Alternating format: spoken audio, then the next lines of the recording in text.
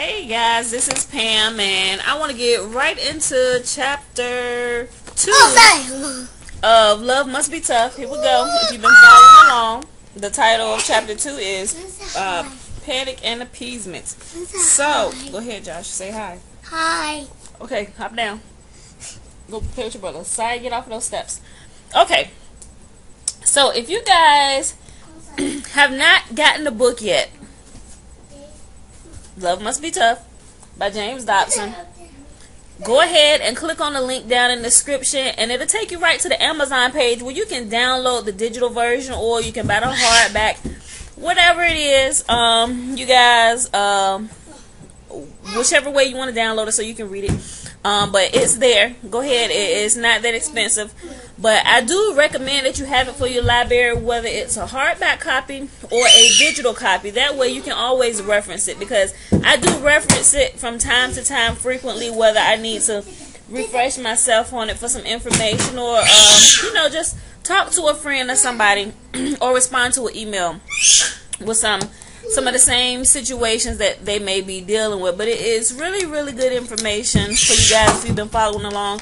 And if you've missed the previous videos going over the first couple chapters and the intro, well, the intro and chapter 1, this is chapter 2, Panic and Appeasement. But go ahead and also click in the description, and it'll take you right to those videos where you can watch it. But so Panic and Appeasement, it starts off, and I want to read the very first sentence of this chapter because I thought it was so good.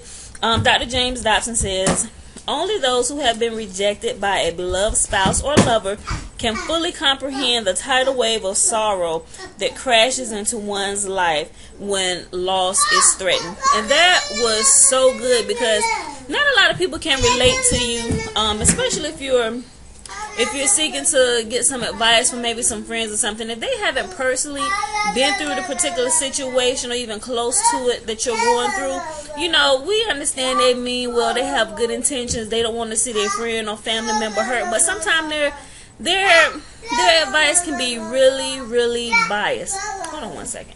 Saya, come here. Hey, Mom. Hey, go over there and play with your toys. Stop screaming, okay? Okay. Mom! Yes, Josh. Help me.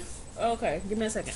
But, and that's cool, but you just need to understand and qualify your advice before you take it. Go get a bottle of water. Huh? Go get a bottle of water. Huh? Go get a bottle of water. So I want to, yes, bottle of water. I want to encourage you guys to qualify your information, your advice, and what I mean by that is just really get it from somebody that's going to give you an unbiased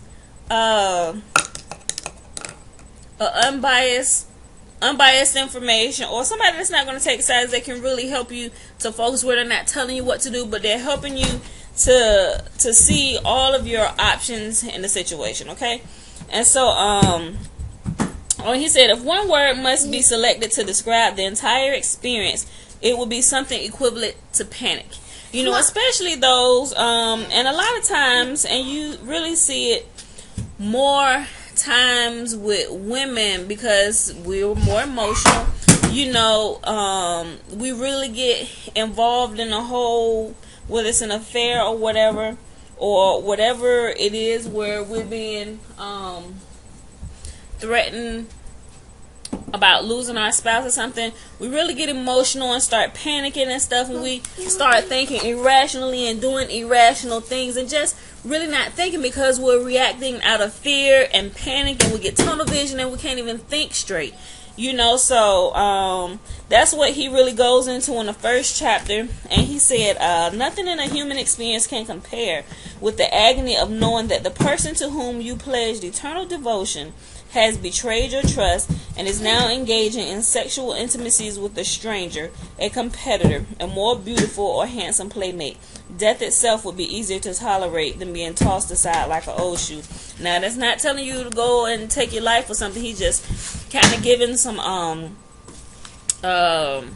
examples and the different feelings what people in this situation have described it as. So it's really good. And he just goes into talking more about how you can regain your composure and pretty much take this situation under control.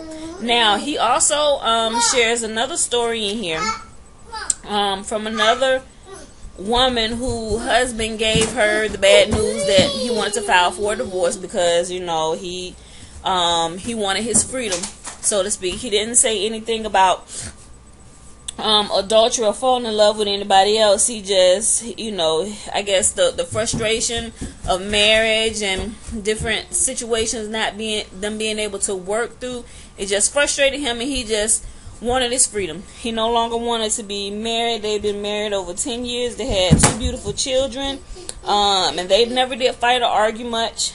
And she said one day he just changed his mind about being her husband, and she was kind of curious if Dr. Dobson had ever seen cases like this, what happens further in the story was, the husband, he really grew kind of cold to her. He moved out and everything, and she found out some horrible news. She had to have eye surgery, so the first thing she was thinking, oh man, if I'm not going to be able to function at full capacity for a few weeks, and who's going to be here to help me with the kids and stuff, so she called her husband, with, I'm not going to say a sob story, but literally sobbing to him, saying, please, could you come help? And he kind of gave in, just to make sure the kids were okay, but other than that, he was just pretty much telling her, listen, I don't want to be married to you. I don't love you anymore. I just can't deal with this anymore, and I just have to go. And no, I don't want to do this.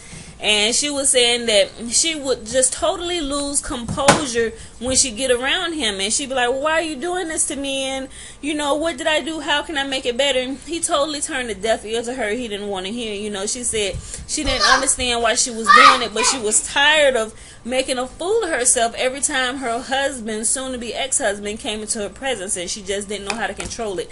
And Dr. Dobson explains that it just goes into the panic mode, and she was actually systematically destroying the last glimmer of hope for reconciling their marriage. She stripped herself of all dignity and self-respect, and crawling on her belly like a subservient puppy before her master. And then Dr. Dobson says, the more Joe, which her husband, insult her and spurn her advances, the more intensely she seemed to want and need him. Then Dr. Dobson said, this, in fact, is the way the system works. And he goes on to explain, and I thought it was really good how he explained it. And the next chapter is actually going to get into more detail how that's set up, but essentially what happens is the more somebody gets rejected, the more they actually want you. So he actually broke that down, and he was explaining to her, Joshua, quit running over there. He was explaining to her what was actually going on, because she was blind and she really couldn't see what was going on, and he told her she had to get a hold of herself, and that's not the way to reconcile your marriage and get your husband's attention. He said there's another way that you can do this, and begin to turn your husband's heart. So that was really good, and he goes more into that. And then he goes into another story. Well, actually, he goes back to a story that we talked about. You guys remember Linda, the wife who agreed with her husband on having a menage a trois, because he was going to leave, and she figured, well, if this will make you happy, this will save our marriage, yes. He also talks about her in this chapter, and we're going to talk about Linda throughout a lot of these chapters, because he kind of uses that one and a couple other stories as main points of references to explain some situations in marriage and how to deal with them. But he also talked about Linda here. He said in her case, however, the panic even led her to invite another woman into her bedroom, and he said, what a pitiful expression of low self-esteem and inadequacy. He said, my heart aches for her and the millions of others facing similar sorrows. So, he just tells you how it, reacting out of panic, it causes you not only to degrade yourself, but it weakens your stance, and it pushes your self-esteem down to levels you never even thought a person's self-esteem could actually go. Josiah, stop screaming. Let me adjust this camera here. So, but in Linda's case, her husband threatened divorce if she didn't allow him to engage in, extramarital affairs in the bedroom. And Dr. Dobson said not only was this a cruel form of blackmail, but it was also a test of her confidence and self-respect. She failed it. Oh, he said something I thought was really good. He said, "Let me make it clear that my opposition to marital appeasement, this defenseless pleading reaction has nothing to do with pride as such. If stripping oneself of dignity would preserve the marriage, I would enthusiastically endorse the behavior. Unfortunately, the opposite is true. Nothing destroys a romantic relationship more quickly than for a person to throw himself, weeping and clinging, on the back of the cool partner to beg for mercy. That infuses the wayward spouse in an even greater desire to escape from the leech that threatens to suck his life's blood." And so he goes on talking a little bit more about that and trying to help you kind of regain your composure while he's walking you through this process of restoring your sanity, and also in hopes of restoring the marriage, but he said, finally, successful marriages usually rest on a foundation of accountability between husbands and wives. They reinforce responsible behavior in one another by a divinely inspired system of checks and balances. And then he goes on, and he tells you about this little poem, giving an example about passivity of a woman, and how being a passive woman, and guys can be passive too, but most of the time we see it in women, that want to try to keep the peace in their marriage, and they figure, I'm not for a bunch of confrontation. If I don't put up a fight, or if I don't confront him on this, it'll kind of pan itself out. So he goes on, and he actually reads this poem. It's called this one is a country song, and it's entitled "She's Got to Be a Saint." What I'm gonna do, I'm gonna actually put a link. I'm not gonna read the whole poem. I'll just pull out a couple of verses. But I'll post a link to the poem here, and also the link to to this country song, and also the link to the poem, so you guys can actually read or listen to both of them, and look at and listen to the lyrics, and it's really good. I like how he used them an example here, and with this country song, "She's Got to Be a Saint," the words tell us that what often happens to the appeaser who lacks the courage to confront the disrespectful partner. Meaning, what happens to the wife if she has a husband that's being disrespectful and pulling all kind of shenanigans and stuff, and I'll read a couple verses, and it starts off, it's a country song. "I'm out late every night doing things that ain't right, and she'll cry for me. When I'm down in the dumps and she nurses my lumps, how she cries for me. And she'll never complain, she keeps hiding the pain, but I know all the while she's not feeling too well because I put her through hell. Still, she forces a smile. She's got to be a saint. Lord knows I ain't. I finally realized right before my eyes, here is a saint." And it goes on and gives you the rest of the lyrics to this country song. And it talks about how, she's just merely a vulnerable female who has considered the alternatives and concluded that her only option is to keep her mouth shut, which is not true. And when you kind of do that, you become a doormat. And what's the purpose of doormats, right? To walk on? That's exactly what happens to her here. So, either way, in this song, this example, she knows that her husband is on the verge of leaving, and she wants to give him no reason for him to split. So that was really good. And then he gives this last example about another woman who was pretty much in the same situation, but she kept suppressing her feelings and she was feeling for years and stuff, and then it finally got to a point where she just couldn't take it anymore. She just pretty much up and left. And that's kind of similar to one of the other stories that we talked about in the first chapter.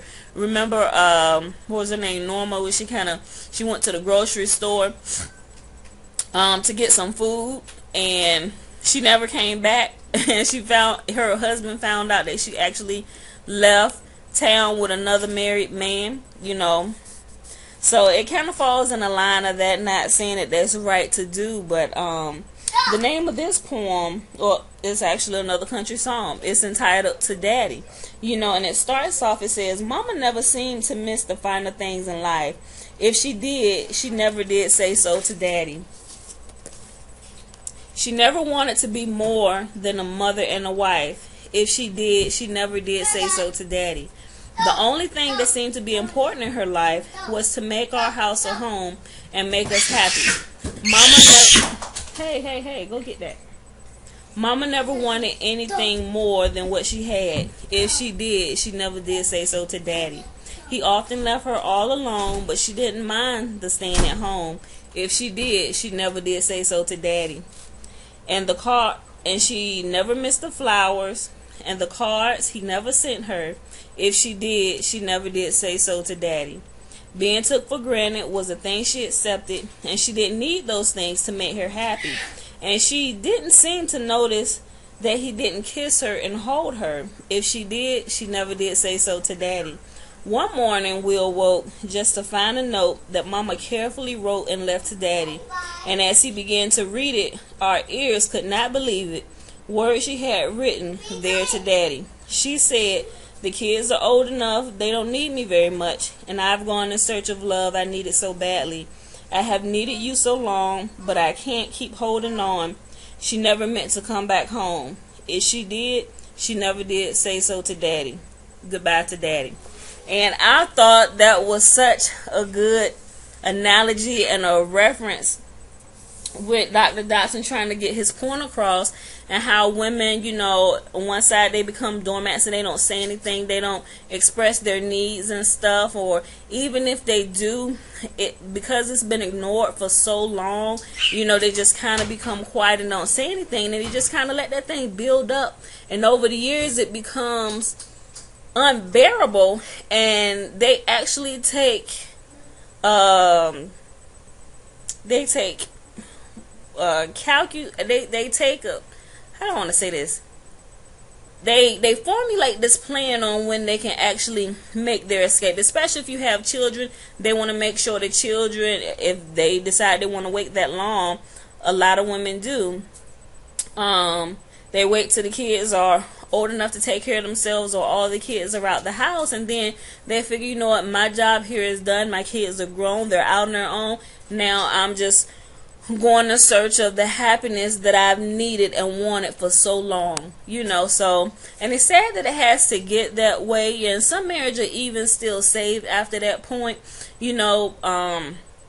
but it happens all the time. I even hear some friends and associates talk about that, their parents been married over 20-something years, and after all this time, when they get out the house, they decided they wanted to divorce, so hey, it happens, but are the marriages beyond repair at that point? No, I don't think so. It just really depends on the husband and the wife, and if they're willing to, work it out at this point, so. But guys, that was the end of chapter 2, Panic and Appeasement. It was a really short chapter, but it was really quick to the point, and it explains a lot. So go ahead and check out the links below to purchase the book, to also read the lyrics personally yourselves from these 2 country songs.